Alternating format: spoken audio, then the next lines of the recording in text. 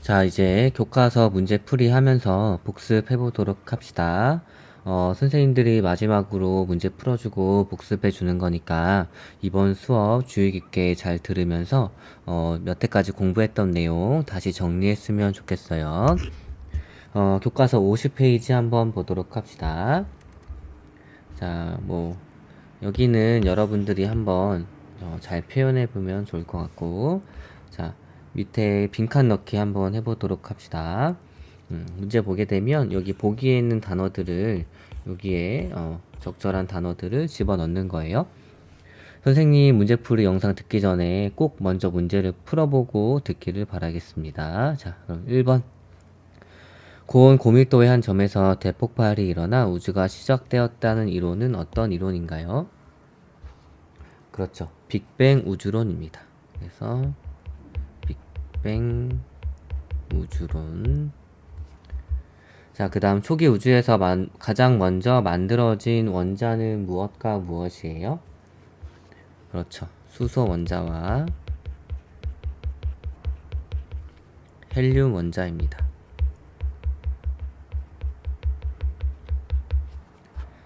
자, 그 다음에 어떤 원소는 고유의 광택이 있고 열과 전기가 잘 통한다.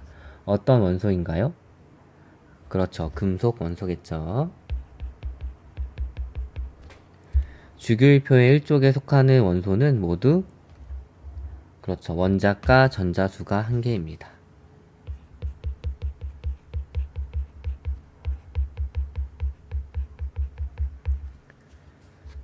자, 그 다음에 금속 원소와 비금속 원소가 형성하는 결합을 무슨 결합이라 그래요? 그렇죠. 이온 결합이라고 합니다. 자, 그 다음에 비금속 원소끼리 형성하는 결합을 무슨 결합이라고 해요? 그렇죠. 공유 결합이라고 합니다.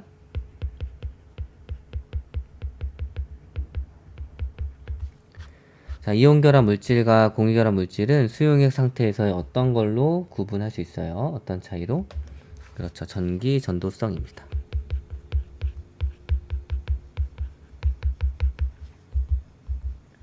이렇게 다 적었나요? 자, 그러면 여기서 잠깐 복습하고 갈 거 원자과 전자수 한번 복습해 보도록 합시다. 자, 원자과 전자수와 최외각 전자수 구분했던 거 기억나나요?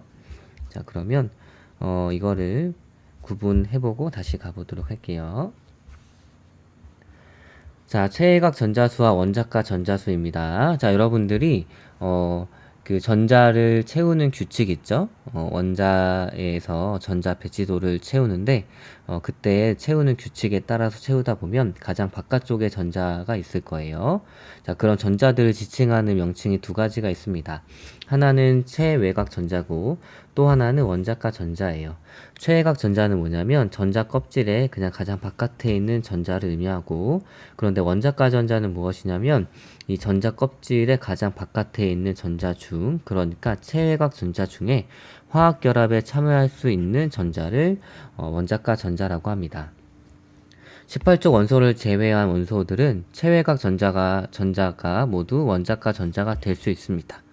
그래서 왜냐하면 화학결합에 참여할 수 있는 전자는 정해진 것이 아니라 그냥 가장 바깥에 있는 전자 중에 일부 혹은 전부가 화학결합에 참여할 수 있기 때문이에요. 자, 대표적으로 나트륨이 있는데 나트륨의 전자 배치를 채우다 보면 가장 바깥쪽에 전자가 몇 개가 남아요?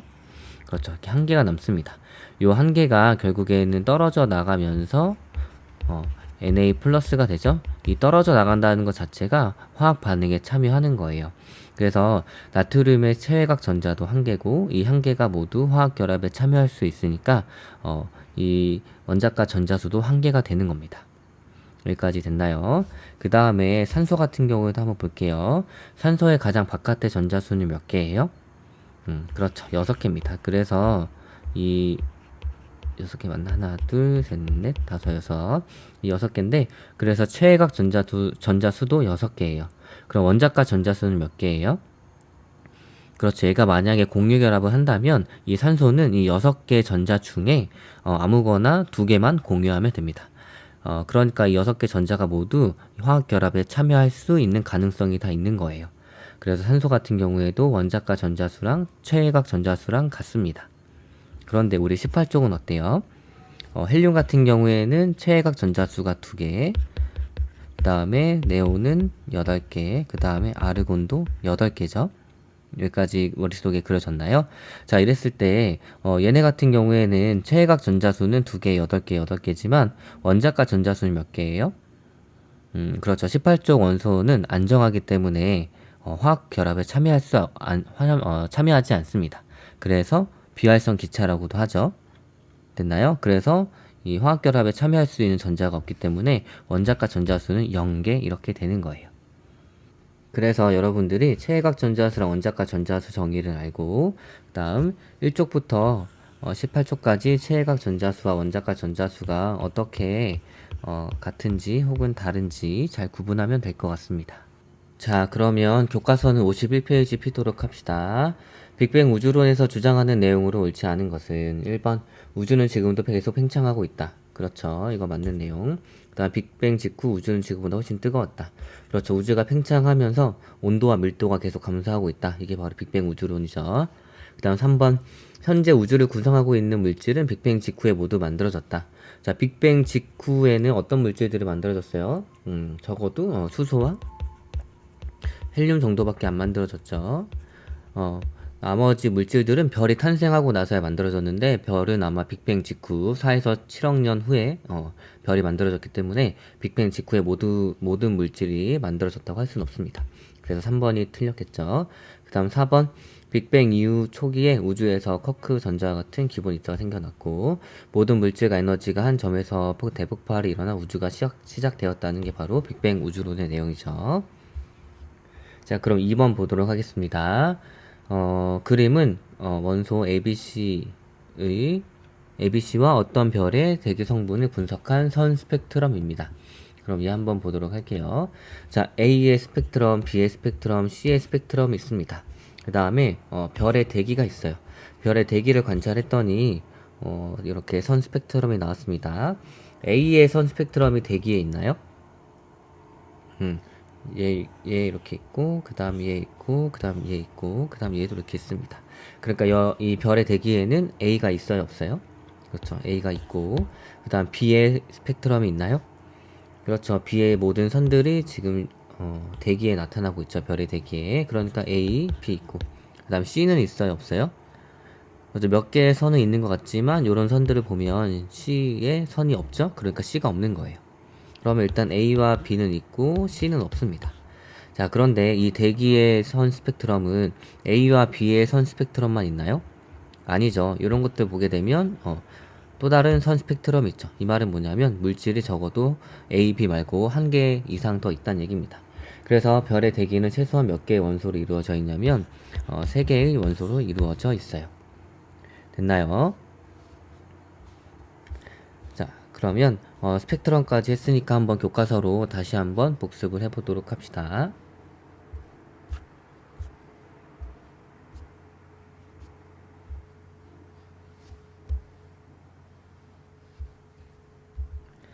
자, 우주 초기에 만들어진 원소예요. 첫 번째 논쟁은 뭐냐면 이 셰플리와 커티스의 논쟁이었죠. 셰플리 같은 경우에는 우리 우주의 크기가 우리 은하일 뿐이다 라고 얘기를 했고, 커티스는 아니다, 우리 은하 말고도 다양한 은하들이 외부에 존재한다 라는 사이즈에 대한 논쟁이 있었는데 결국엔 커티스가 이겼습니다.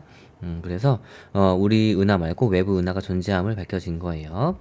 다음 우주와 관련된 주요 논쟁을 알아보도록 하겠습니다. 우주와 관련된 주요 논쟁은 첫 번째는 우주가 가만히 있느냐 혹은 팽창하느냐입니다.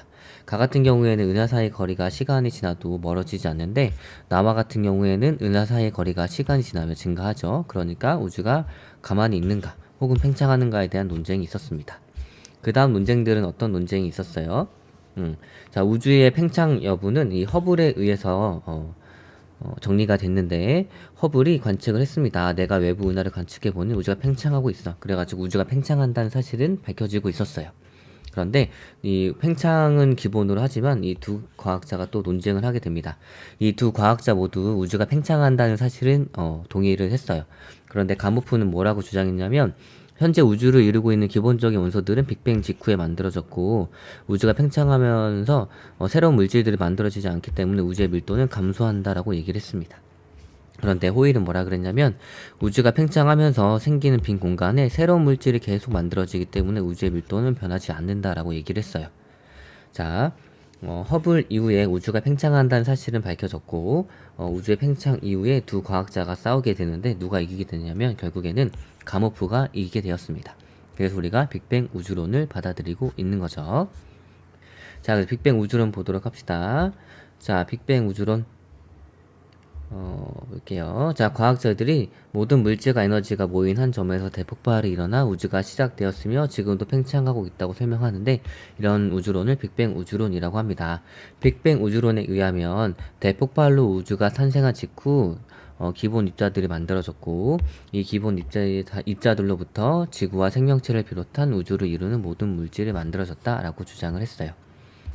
여기까지 됐나요? 그래서 우리는 이 빅뱅 우주론에 대해서 어떻게 진행이 되어 있는지 원자의 생성 과정을 통해서 기본적으로 알아봤습니다. 이 내용들을 한번 보도록 할게요.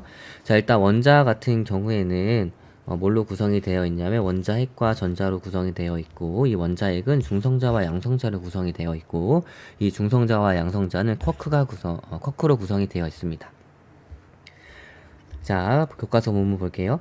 빅뱅이 일어난 직후 우주 초기에서는 빅뱅이 일어난 직후 초기 우주에서는 쿼크 전자와 같은 기본 입자가 생겨났습니다. 그 다음에 쿼크가 결합하여 양성자와 중성자가 만들어졌고 이 양성자 자체는 그 자체가 수소 원자핵이기 때문에 우주에서 원자핵이 만들어졌다고 얘기를 할 수 있어요. 그리고 시간이 지나면서 빅뱅 후 약 3분이 되었을 때 중성자와 양성자가 결합하여 헬륨의 원자핵이 만들어졌습니다. 그래서 우주에 존재하는 수소 원자핵과 헬륨 원자핵의 질량비가 약 3대1이 되었어요. 그리고 빅뱅 후 38만 년이 지났을 때 드디어 원자핵과 전자가 결합해가지고 원자가 만들어졌습니다. 그래서 수소 원자핵이 전자 1개와 결합하여 수소 원자가 만들어졌고 헬륨 원자핵이 전자 2개와 결합하여 헬륨 원자가 만들어졌습니다. 이렇게 만들어진 수소 원자와 헬륨 원자는 중력에 의해 모여들어 빅뱅이 일어난 지 대략 4에서 7억 년 후에 별과 은하를 형성하였어요. 요 전까지는 그러니까 우주의 대부분 수소 원자와 헬륨 원자밖에 없었다는 얘기입니다. 그쵸? 요 밑에 교과서 그림에 잘 표현이 되어 있습니다. 빅뱅 직후 쿼크와 전자와 같은 기본 입자가 만들어졌고 근데 이때 빛들은 이 물질 속에서 빠져나오지 못하고 계속 흡수됐다가 방출돼가지고 물질 안에 갇혀 있었어요. 빛이 직진해서 통과하지 못하고 있었습니다. 자, 그 다음에 시간이 좀 지난 뒤에 시간이 조금이 아니라 매우 금방이죠. 자, 쿼크와 전자가 만들어졌고 그 다음에 바로 쿼크들이 결합해가지고 양성자와 중성자가 만들어졌습니다. 이 양성자 자체가 수소의 원자핵이기 때문에 수소 원자핵이 만들어졌다고 표현할 수 있어요. 자, 그 다음에 시간이 좀 더 지난 다음에 어떤 일이 일어났냐면 여기서 조금이라는 얘기가 이제 3분이겠죠. 자, 이때까지만 해도 빛들은 계속 물질에서 흡수됐다 방출되는 과정을 계속 거칩니다. 그래서 빛이 직진하지 못하고 있었어요. 그런데 빅뱅 후 3분 후에 어떤 일이 일어났냐면 헬륨의 원자핵이 만들어졌습니다. 그 다음에 빅뱅 후 38만 년이 지났을 때 드디어 이 수소 원자와 헬륨 원자가 만들어져서 우주가 정리가 좀 됐고 그래서 이 물질 속에 갇혀있던 빛들이 이렇게 빠져나와서 직진하기 시작했어요. 그래서 이 빛들은 언제 직진하기 시작하냐면 빅뱅 후 38만 년 후에 우주에서 원자가 만들어진 다음에 빛이 직진했고 이 직진한 빛이 우주 전역에 퍼져가지고 뭐가 되냐면 우주 배경 복사가 됩니다. 통합자료를 한번 보도록 할게요. 우주 배경 복사입니다. 중성 원자는 전하를 띤 원자핵이나 전자와 달리 빛의 진로를 방해하지 않으므로 중성 원자가 생성되면서부터 빛이 우주 공간으로 퍼져나갈 수 있게 되었습니다. 됐나요? 빅뱅 우주론을 연구하던 가모프 등은 이때 퍼져나간 빛이 우주의 배경으로 깔려있는 복사 에너지가 될 것이다 라고 예상을 했습니다. 이런 것들을 우주 배경 복사라고 해요. 그런데 1964년 펜지어스와 윌슨이 실제로 이 빅뱅 우주론에서 주장했던 우주 배경 복사를 관측하게 됩니다. 자, 그러면 스펙트럼에 대해서 한번 볼게요. 우리 복습하는 거니까. 자, 별빛만 보게 되면 얘를 이렇게 프리즘을 통과시키면 연속 스펙트럼이 나옵니다. 별과 같이 고온의 광원 같은 경우에는 연속 스펙트럼을 내요. 자, 그 다음에 이 별빛이 저온의 기체를 통과할 때 요 저온의 기체를 구성하고 있는 물질들이 에너지를 흡수하고 나머지 빛만 이렇게 나오게 되는데 에너지를 흡수를 당했기 때문에 에너지가 없는 검은색 선이 나타납니다. 이런 것들을 흡수 스펙트럼이라고 하고, 그 다음에 고온의 기체 같은 경우에는 어찌됐건 고온이 된 이유는 주변에서 뭔가 에너지를 흡수했잖아요. 그 다음에 고온이니까 다시 에너지를 방출을 하는데, 그 방출을 할 때 이 고온의 기체를 이루고 있는 이 원소들이 낼 수 있는 특정 빛만 방출할 수 있습니다. 이런 것들을 선 스펙트럼이라고 해요. 여기까지 됐나요? 그 다음 교과서 본문 보게 되면 별의 대기를 통과한 것과 통과한 경우에 흡수하기 때문에 여러 개의 검은 선이 나타나는 스펙트럼을 볼 수 있고, 이것을 흡수 스펙트럼이라고 하는데 이 별과 별의 대기를 통과한 빛은 좀 달라요. 별 자체는 고온의 광원이기 때문에 연소 스펙트럼을 냅니다. 여기까지 됐나요? 그런데 별도 마찬가지로 대기를 가지고 있고, 그 대기에서도 이 별빛의 에너지를 흡수하기 때문에 이 별빛의 대기를 통과하고 남은 빛은 흡수 스펙트럼이 나타나는 거예요. 자, 우리가 이런 스펙트럼으로 뭘 알 수 있냐면 스펙트럼은 원소마다 가지고 있는 지문입니다. 됐나요? 그래서 이 원소마다 스펙트럼이 나타나는 선의 위치와 굵기가 모두 다릅니다. 그러므로 어떤 물질의 스펙트럼을 관찰하면 이 원소의 지문이기 때문에 그 물질을 구성하고 있는 원소의 종류를 알 수 있어요. 여기까지 됐나요? 특히 별과 은하 등 우주를 구성하고 있는 전체의 스펙트럼을 분석하면 우주를 구성하고 있는 원소를 알아낼 수 있습니다. 우리가 결국엔 우주에서 오는 정보는 거의 빛밖에 없기 때문에 이런 스펙트럼을 연구를 하는 거예요.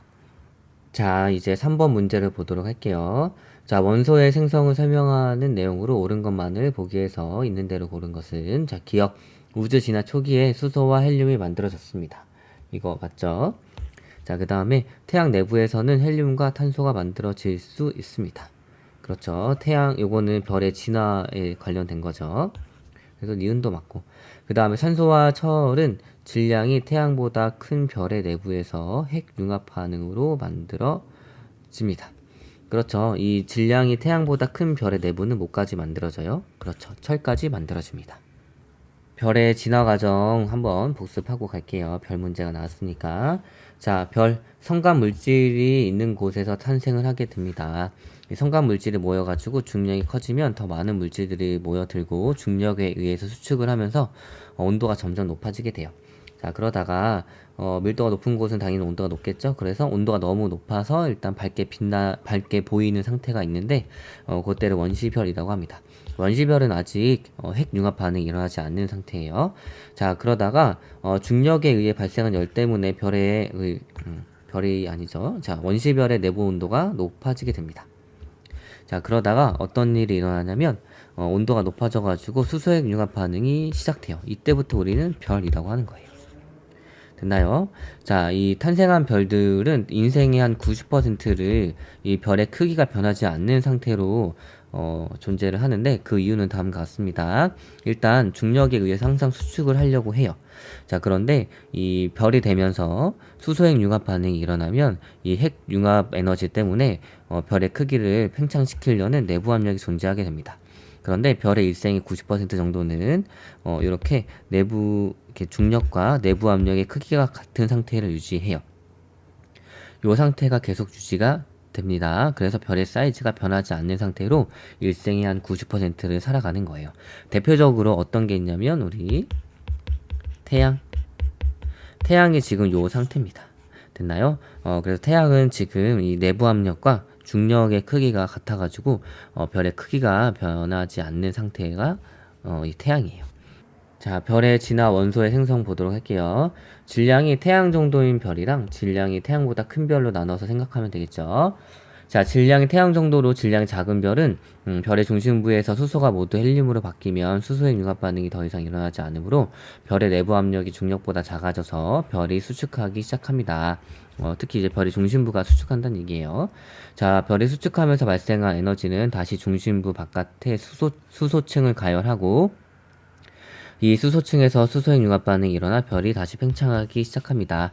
이때 별이 갑자기 빵 커지기 때문에 별의 표면 온도가 낮아져 붉게 보이기 시작해요.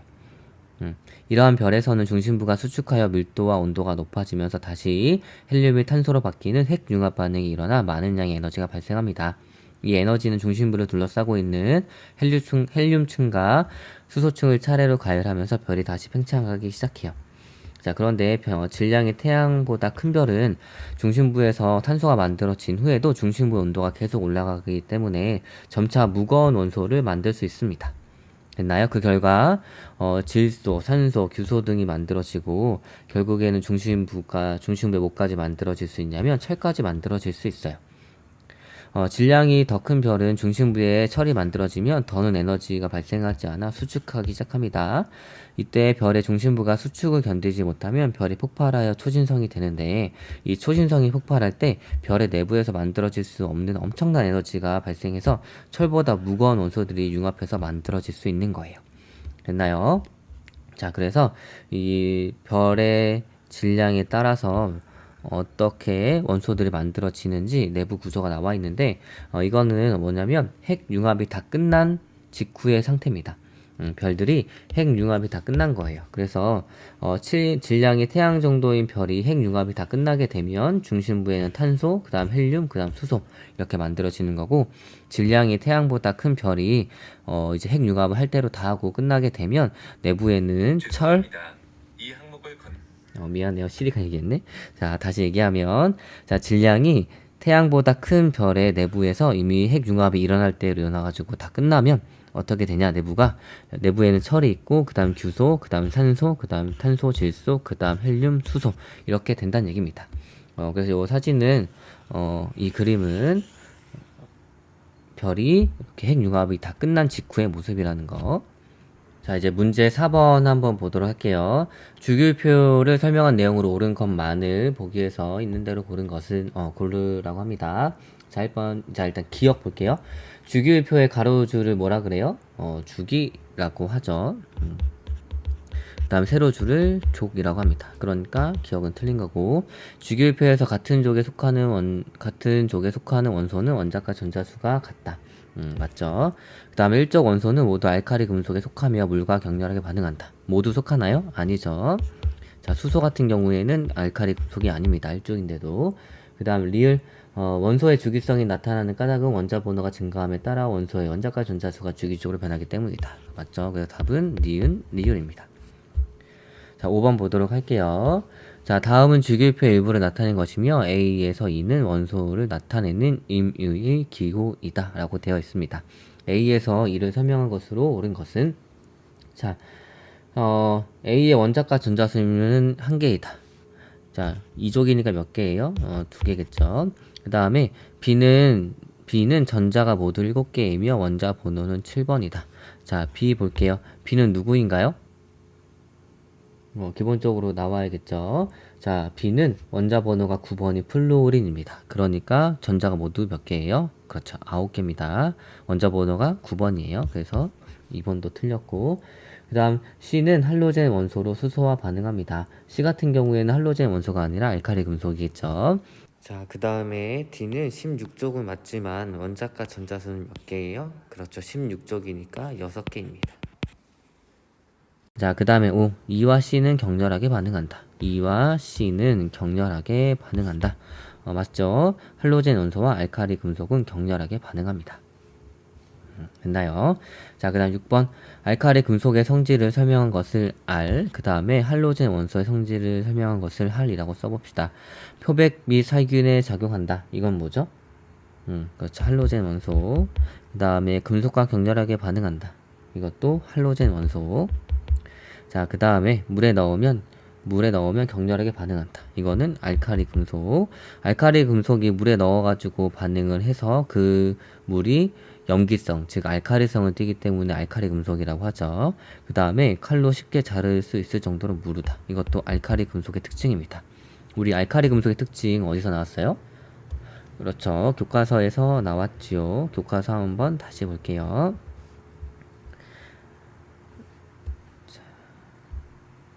보세요. 이게 알칼리 금속의 성질을 알아보는 실험입니다. 자, 그래서 칼로 자를 수 있을 정도로 무르고, 그 다음에 페노프탈레인을 넣었을 때 이 알칼리 금속과 반응한 물은 염기성을 띠기 때문에 페노프탈레인을 넣으면 이 붉은색을 띠는 거예요. 있나요? 그 다음에 할로젠 원소의 성질이 나와 있습니다. 이 할로젠 원소와 그 다음에 알카리 금속은 굉장히 잘 반응을 하는데, 자, 반응성은 플루오린이 제일 큽니다. 왜냐면, 그래서 격렬하게 반응을 하고, 그 다음에 염소는 격렬하게 반응합니다. 그 다음 브로민은 잘 반응하죠. 이거를 토대로, 플루오린이 반응성이 제일 크고, 그 다음 염소 브로민이구나, 라고 알 수 있습니다. 이렇게 할로젠 원소는, 반응성이 플루오린이 제일 크고, 그 다음 염소, 그 다음 브로민 순이에요. 그래서 반응할 때 플루오린은 매우 빠르게, 염소는 빠르게, 그 다음에 브로민은 잘 반응하죠. 여기까지 됐나요? 그런데 알카리 금속의 반응성은 그렇죠. 우리 리튬, 나트륨, 칼륨 중에 반응성은 칼륨이 제일 크고, 그 다음 나트륨이 크고, 그 다음 리튬이 큽니다. 자, 이제 교과서 7번 보도록 합시다. 그림은 서로 다른 두 원자 A와 B의 전자 배치를 나타낸 것이다 라고 되어 있습니다. 기본적으로 전자 배치도는 이제 그릴 수 있어야겠죠. 전자 배치도에 그릴 때 가장 큰 전제로 깔려 있는 건 뭐냐면 바로 바닥 상태입니다. 바닥 상태. 바닥 상태가 어떤 뜻이냐면 원자가 에너지를 가장 적게 가지고 있다는 얘기예요. 그 말은 뭐냐면 이 원자가 가지고 있는 여러 개의 전자 껍질 중에 가장 안쪽부터 전자 껍질을 채운다는 얘기입니다. 그래야지 이렇게 우리가 규칙적인 모양으로 전자 배치를 그릴 수가 있는 거예요. 자, 그럼 7번 볼게요. 그림은 서로 다른 두 원자 A와 B의 전자 배치도를 나타낸 것입니다. A와 B의 원자과 전자수를 각각 써보자 라고 되어 있네요. 자, A 같은 경우에는 원자과 전자수 몇 개예요? 그렇죠. 얘 한 개죠. 그렇기 때문에 원자과 전자수는 A는 한 개입니다. 자, 그 다음에 B의 원자과 전자수는 몇 개예요? 그렇죠. 하나, 둘, 셋, 넷, 다섯, 여섯, 일곱 개니까 B는 일곱 개죠. 자, A와 B가 안정해지는 방법을 각각 쓰고 A와 B가 반응할 때 형성하는 화학결합의 종류를 써보자라고 되어 있습니다.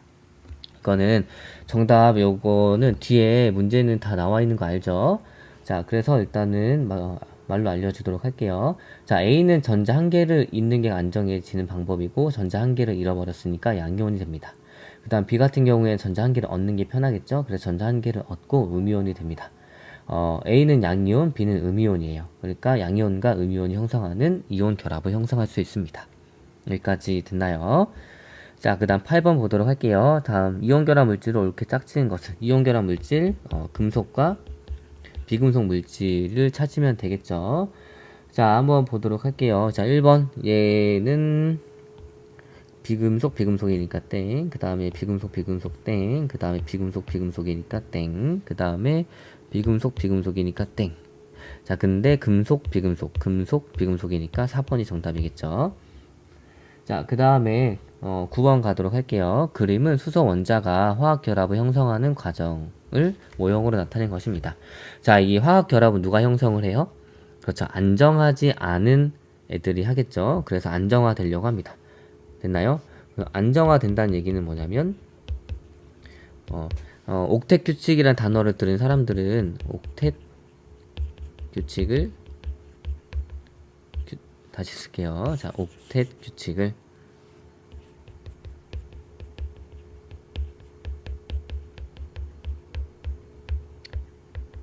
만족한다는 얘기입니다. 됐나요? 자, 그럼 볼게요. 자, 그림은 수소 원자가 화학 결합을 형성하는 과정을 모형으로 나타낸 것입니다. 이를 설명한 내용으로 가장 알맞은 것을 있는 대로 고른 것은 자, 수소와 수소가 결합하면 안정해집니다. 왜요? 자, 수소 가장 바깥의 전자가 한 개죠. 여러분 옥텟 규칙을 단어는 못 들었지 이미 내용은 다 배웠어요. 자, 옥텟 규칙 가장 첫 번째 껍질에 2개, 그 다음에 8개, 그 다음 8개 이렇게 전자 껍질에 전자수를 다 채워야지 안정화가 된다. 이게 바로 쉽게 말하면 옥텟 규칙이라는 얘기입니다. 자, 볼게요. 자, 수소와 수소가 결합하면 안정해지는데 왜냐하면 수소 같은 경우에는 첫 번째 껍질에 전자가 한 개씩밖에 없죠.